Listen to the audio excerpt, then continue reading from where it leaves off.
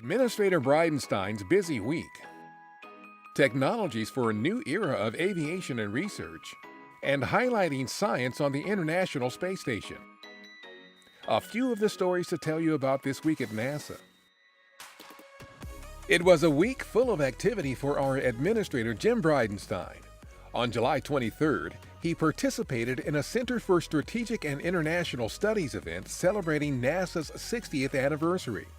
Former NASA administrators Sean O'Keefe and Charlie Bolden were also on hand. That same day, Bridenstine was at the White House for the Made in America showcase, which featured the Orion spacecraft that flew on a test flight in 2014. Later in the week, the administrator testified during a hearing on Capitol Hill about the status of the James Webb Space Telescope.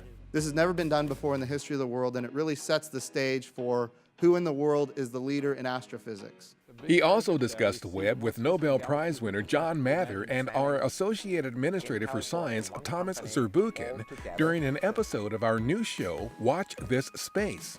Bridenstine also visited our Goddard Space Flight Center to help celebrate National Intern Day. Our chief scientist, Jim Green, says a paper suggesting liquid water under Mars's South Pole is, quote, extremely intriguing and could be studied further with future NASA missions.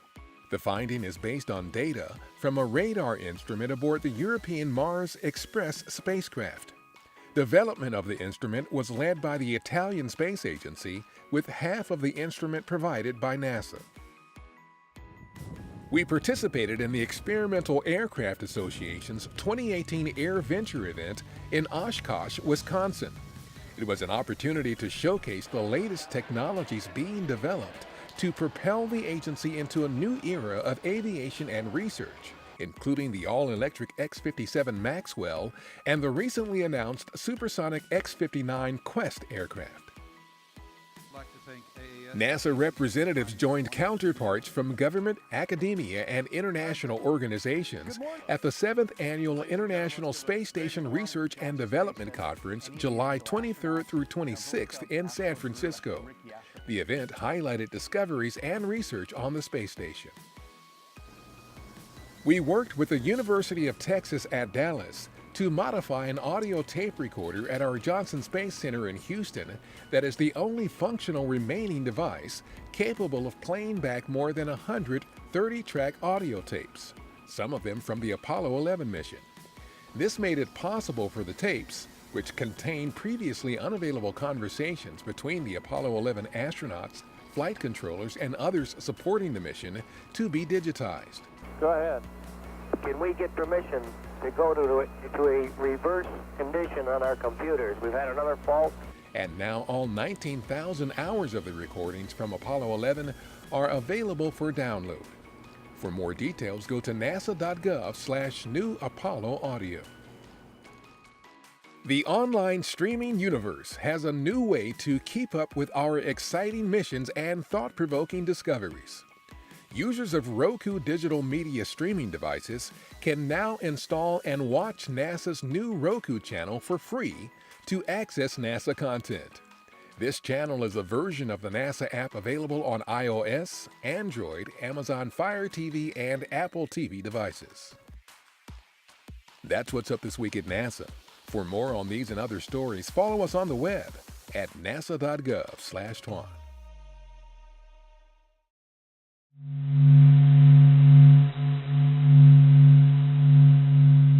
You're actually hearing the vibration of the sun. It almost has a warmth to it. It's just enough where I can almost feel the sound on my skin or on my clothes. I imagine feeling the sun, moving next to me.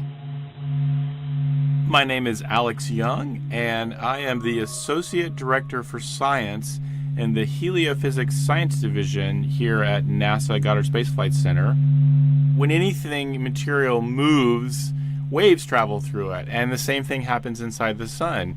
And these waves are traveling, bouncing around inside the sun, and if your eyes were sensitive enough, you actually could see this jiggle. But what scientists have done is they've taken that jiggle and turned it into sound, into a sound that we can hear with our own ears. The sun is vibrating at lots of different frequencies, and one of the things that's pretty cool about that is we can use those vibrations in the sun to look inside the sun. We don't have straightforward ways to look inside the sun. I mean, we don't have a microscope to zoom inside the sun.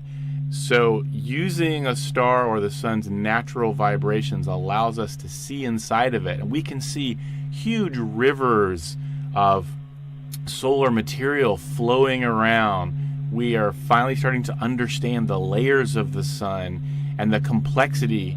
It's really cool because all of this complex motions inside the sun are in fact what generates magnetic fields inside the sun, and those magnetic fields float up to the surface and give us sunspots, and those sunspots give us solar flares and coronal mass ejections, this whole thing we call space weather. So all of these things are connected, and that simple sound is giving us a probe inside of a star. I think that's a pretty cool thing.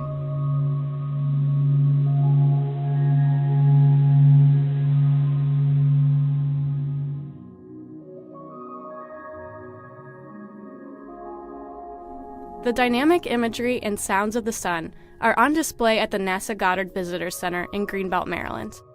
Solarium is an immersive art installation that transports visitors into the heart of our solar system. This story was produced right here at Goddard by Katie Atkinson and Michaela Sosby. The sounds you heard in this piece were sonified by the Stanford Experimental Physics Lab. The data comes from the Solar and Heliospheric Observatory, a collaboration between the European Space Agency and NASA.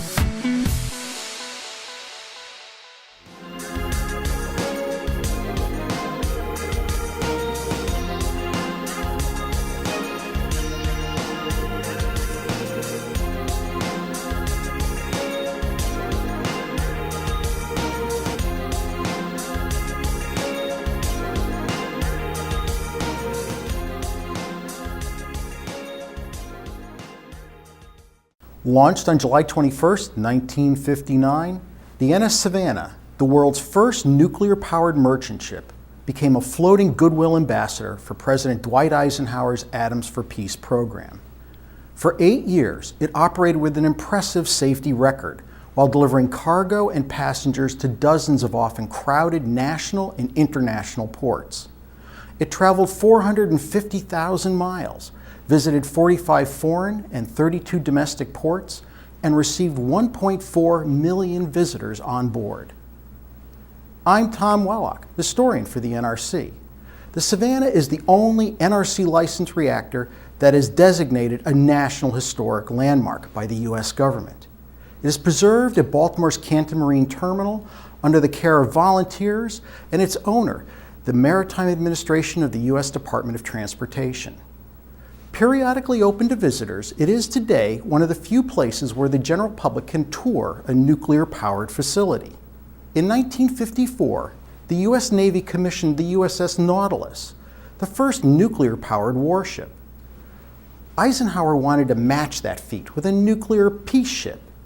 He feared Atoms for War would overshadow Atoms for Peace, unless there were civilian applications on public display.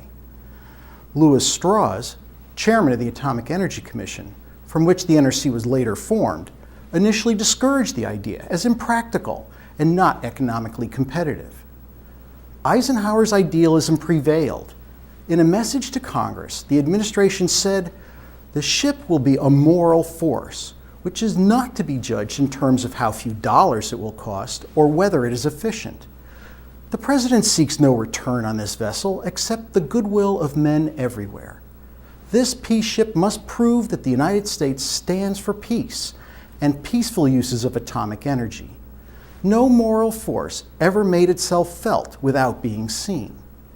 And so, the Savannah had to be freely accessible to public view, the administration said, consistent with protecting the health and safety of the public. The Savannah lived up to both those positive and negative expectations.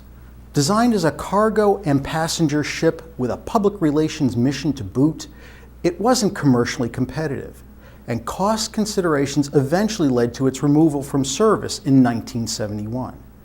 Yet while it operated, it was a popular attraction that fascinated the public. Easily one of the most majestic cargo ships ever built, its passenger cabins were usually booked to its maximum 60 guests. At crowded ports, visitors flocked aboard to tour the nuclear peace ship. Never again did the general public come in close, frequent proximity to an operating power reactor. Passengers toured the ship's propulsion spaces, slept in roomy cabins, socialized in a lavish lounge and by the pool, and enjoyed delicious dinners made in a spacious galley. The Savannah was one of a kind, the world's most mobile and accessible nuclear power plants. How did the United States keep the public safe from the world's most public reactor? The Savannah raised all kinds of questions for the AEC and the U.S. Maritime Administration, which oversaw the ship's operation. Where was the safest place to put the reactor on board? How do you protect the reactor from an iceberg or ship collision? How much training did the crew need? How do you protect the public in busy ports all over the world? And if there was an accident, who would compensate the victims and pay for property damage? In some ways, the principles of safety aboard the Savannah were no different than those applied to land-based nuclear power plants. Principles still in place today. First, ensure the reactor included inherent and redundant safety features, and then rely on what was soon called defense in depth, layers of physical barriers to the escape of radioactive coolant. A critical barrier was the reactor's sturdy containment vessel, and surrounding the vessel was a reactor compartment with backup filters and a ventilation system to remove particulates and vapors in case the containment vessel leaked. Once in operation, the AEC provided safety oversight similar to that given land-based nuclear power plants. Like commercial reactors, operator training was important to safety too. The AEC established a program at Lynchburg College, Virginia, where engineering officers received over 1,200 hours of classroom instruction before moving on to field training at AEC land-based prototype reactors at national laboratories, and later aboard the Savannah itself. The Savannah crew also received training on one of the earliest reactor simulators, identical to the ship's reactor control panel. Other safety questions required balancing sometimes conflicting hazards. To protect the crew and passengers, locating the reactor near the bow, far from their quarters, might have seemed logical. But the risk to the reactor from collisions and the proper balancing of the ship's weight demanded the heavy reactor be located toward the center, with substantial radiation shielding. Protecting the reactor from a ship collision also required other design modifications. On average, large ships worldwide were involved in 7 collisions per year in the 1950s, a fact underscored when, in 1956, the Andrea Doria sank near Nantucket, Massachusetts, after colliding with another ship, killing 46 people on board. The Savannah design incorporated collision mats made of layers of steel and redwood beams surrounding the reactor. Safe entry to busy commercial ports also raised concerns. The nuclear-powered Navy had already confronted this touchy subject. Admiral Hyman Rickover, the father of the U.S. nuclear Navy, had worried that even a minor radiation incident involving a Navy ship in port could trigger a public backlash. AEC physicist Edward Teller agreed, warning, "The entire world is watching us in this field," and he recommended only absolutely necessary visits be permitted. But as a merchant, passenger, and goodwill ship routine port visits were the reason the Savannah existed at all. Technical, procedural, and liability issues needed to be addressed. The AEC and Maritime Administration took steps to ensure public safety, including improved auxiliary power and propulsion systems, dedicated tugboat escorts for an emergency evacuation, customized operating plans for each port visit, and reactor shutdown requirements prior to allowing visitor boarding. In negotiations with the United Kingdom and other nations, the U.S. government agreed to assume legal liability for any Savannah accidents, and legislation added the Savannah to existing nuclear power indemnity legislation. In 1971, the Savannah was deactivated and defueled. The Department of Transportation maintains the ship in protective storage. With NRC oversight and regular inspections, DOT provides an operations staff to perform maintenance of vital ship equipment, particularly electrical systems, fire and flooding alarms, and systems important to hull and containment integrity. They also monitor the ship's remaining radioactive areas and perform scheduled hull and reactor compartment inspections. In keeping with its original mission, the ship is periodically open to visitors. The Savannah's great public popularity and safe operation eased acceptance of peaceful uses of nuclear power generally, and it demonstrated that civilian and military nuclear-powered vessels could make safe, regular port visits. While commercial nuclear propulsion never became competitive, the Savannah added another chapter to the history of safe operation of nuclear power in the United States, demonstrating that even novel uses of the peaceful atom could be done safely at home and abroad.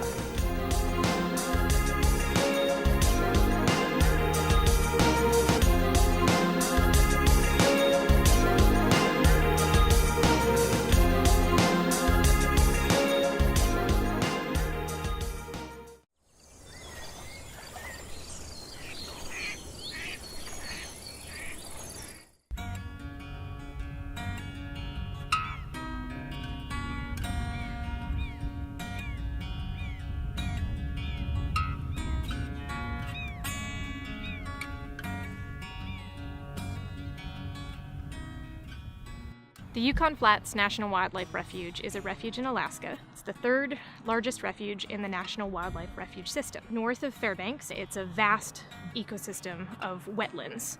What drives this refuge are natural forces of fire, ice, and water. The Yukon Flats has got a really interesting history. Back in the late 50s, early 1960s, there was a proposal to dam the Yukon River down by Rampart, which is downstream of the Yukon Flats. And it was a hydroelectric proposal.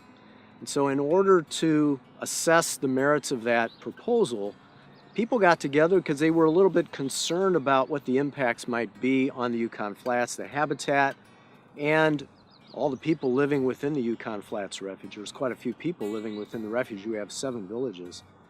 So in order to figure out how special the Yukon Flats was, the Fish and Wildlife Service banded over 40,000 ducks within the Yukon Flats. And using the band return information, they found out that those ducks were using 45 of the 50 lower 48 states. They were using 7 foreign countries, and they were using most of the provinces over in Canada, as well as all the major flyways down in the lower 48. And so that identified that the Yukon Flats was a special breeding area, and that information, along with a lot of other public information that was gathered during that whole process, really ensured that the dam never did go in, and thus the habitat was preserved. So what that did is it really highlighted the national importance of this area and how important conserving this particular area is for conserving many other natural areas in the lower 48 and even across the continent.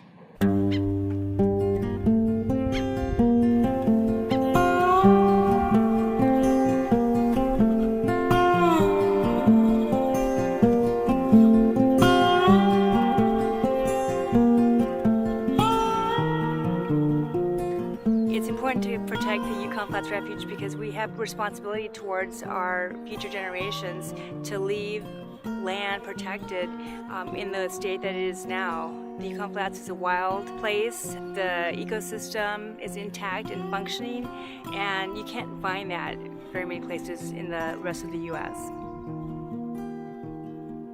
The Yukon Flats Refuge is among the most important places for ducks. So each spring, millions of ducks, and in addition to shorebirds and geese, raptors and loons, they all fly to the refuge to nest and rear their young. And the reason they are attracted to this area is because it has really enriched wetlands. There are lots of nutrients in the wetlands that provide a lot of food for the growing young.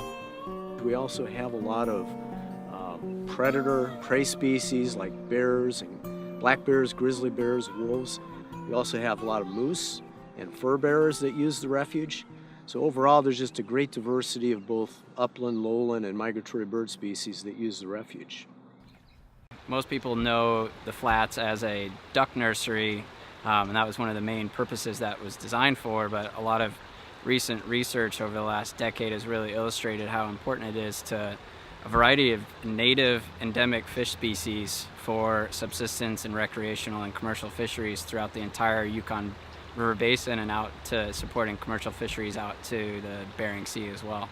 So it supports a variety of different whitefish and salmon species, the northern pike, a little bit of everything that people rely on as cultural identities, but also for subsistence resources and where people go to recreate and enjoy being outside.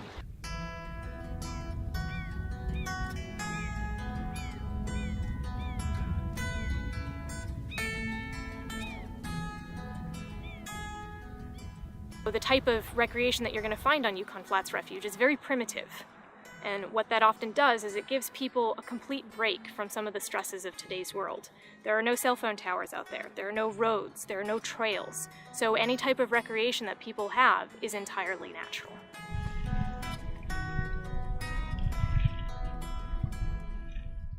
The lands and waters within the Yukon Flats National Wildlife Refuge are open to the public to enjoy. And that's a really important tenet upon which the United States is built.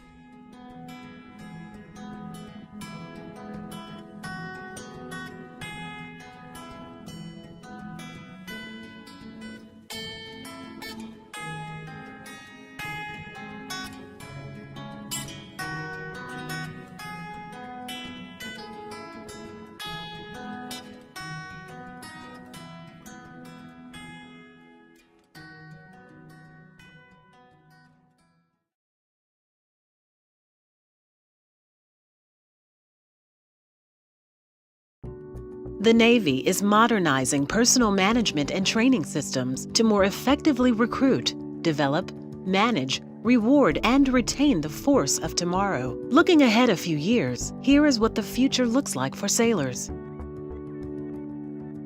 With the recruit's first interaction, the Navy's digital enlistment system improves their experience, allowing them to track their progress online and spend less time in a physical recruiting station. Recruiters use the system to find the best jobs for recruits while accounting for the Navy's talent needs. Andrea, I wanted to let you know you can use your mobile app to track your application. That's great. I can see my status now. Yes, soon I'll even be able to discuss starting positions with you and which ship you'll be deploying with after boot camp. You can always find out more information on the recruiting portal. Great. Once sailors have completed their electronic paperwork, their information flows into a modern street-to-fleet experience, allowing sailors to spend less time on administrative tasks as they more quickly transition to the Navy with access to relevant onboarding information to support their transition. Sailors complete initial training faster and contribute to the mission sooner using Ready Relevant Learning, which provides training to sailors whenever and wherever they need it via My Navy portal. Sailors access training and study materials as needed for their jobs or advancement and receive alerts for mandatory trainings when required, even at sea. sailors play a more active role and have greater flexibility in their career progression as a result of enlisted rating modernization and changes to career management services. The detailing marketplace provides visibility into assignments and allows sailors to apply to billets easily. Sailors can apply for billets above their current rank if they meet the qualifications and can sign longer contracts that allow them to pick higher demand follow-on assignments. Hi, Petty Officer Ramirez Perez. How can I help you? I have a quick question about dating my marital status. Do you need my signature in any documents I submitted? Congratulations on your marriage. Let me check on your paperwork. It looks like I just need your signature on one more form. I'll send it to you so you can sign it electronically. Okay, thank you.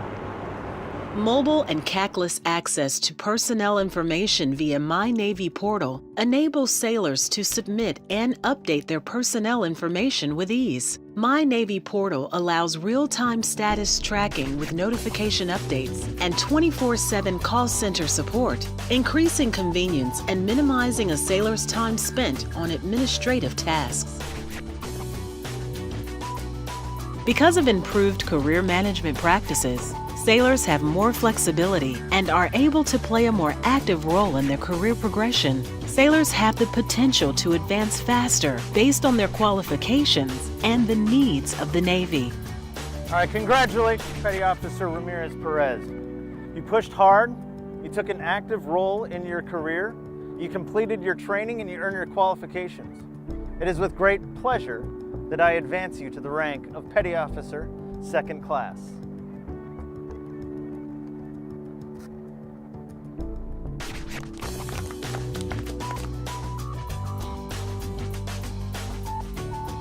My Navy portal not only gives sailors online access to monitor their personnel actions, but also allows sailors to have streamlined access to retirement and separation information. Sailors are able to track their status in real time, register for benefits, join the reserves, and seamlessly transition without penalty between the reserves and active duty, all in one convenient location.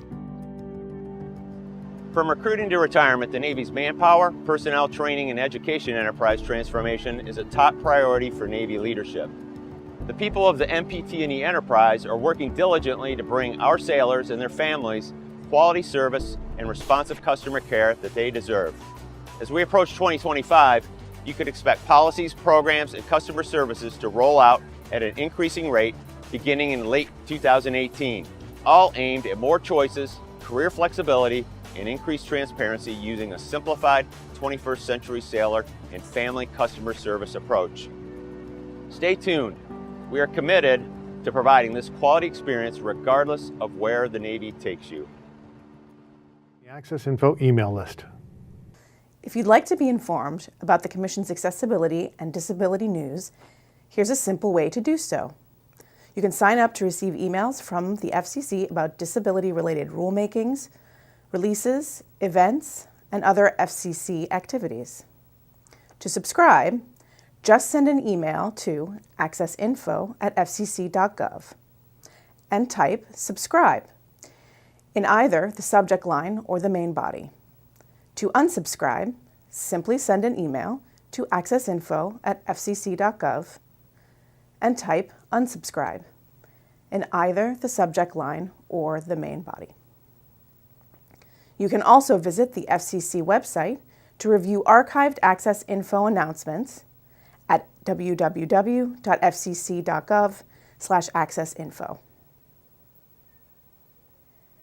Any questions, please feel free to contact us at the information on this slide.